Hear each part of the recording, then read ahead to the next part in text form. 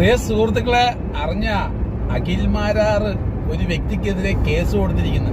എന്തിനാണെന്നറിയോ? അഖിൽ മാരാറിനെ ആക്ഷേപിച്ചു, തെറി പറഞ്ഞു എന്നുള്ളതോ കാരണം കൊണ്ട് മാത്രമാണ് കേസ് കൊടുത്തിരിക്കുന്നത്.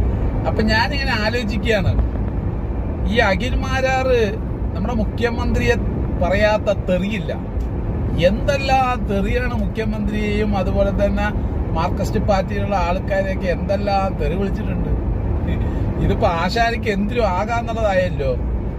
എന്താ ചെയ്യല്ലേ? പുള്ളിക്കാരൻ മെനക്കെട്ട് SP ഓഫീസിൽ പോയി ആ വീഡിയോ ചെയ്ത ആൾക്കെതിരെ ഒരു കേസ്. നാണമുണ്ടോ ഇവർക്കൊക്കെ? ഒന്ന് ആലോചിച്ച് നോക്ക്. ഇവൻ എന്തെല്ലാം മുഖ്യമന്ത്രിയെ കുറിച്ച് പറഞ്ഞു. ഒരു കേരള സ്റ്റേറ്റിനെ ഭരിക്കുന്ന ഒരു മുഖ്യമന്ത്രിയെ കുറിച്ചിട്ടാണ് ഇവൻ മോശപ്പെട്ട രീതിയിലൊക്കെ തെറി പറഞ്ഞല്ലേ? നിങ്ങളെല്ലാം കേട്ടതല്ലേ? അപ്പൊ ഇവനക്കെതിരെ തെറി പറഞ്ഞ ഒരു വീഡിയോ ചെയ്തപ്പോ ഇവനക്ക് സഹിച്ചില്ല, നൊന്ത്.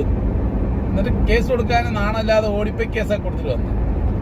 എന്നിട്ട് അതിന് ഒരു ഉളുപ്പില്ലാതെ കണ്ട പോസ്റ്റ് കണ്ട, ഒരു ഉളുപ്പില്ലാതെ അതിനെന്ത് ചെയ്യുന്നു, പോസ്റ്റ് ചെയ്യുന്നു.